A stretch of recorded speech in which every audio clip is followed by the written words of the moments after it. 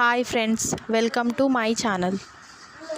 ఈరోజు నేను చెప్పబోయేది ఒక భార్య భర్త మధ్యలో జరిగిన ఫన్నీ కన్వర్జేషన్. భార్య: ఏవండి, బయటికి వెళ్ళి ఏదైనా కూల్ డ్రింక్స్ తెండి, దాహంగా ఉంది. భర్త: కోకా పెప్సీనా? భార్య: కోక్ తెండి. భర్త: డైట్ కోకా లేక నార్మలా? భార్య: డైట్ కోకే తీసుకురండి. భర్త: హాఫ్ లీటర్ ఆర్ లీటర్?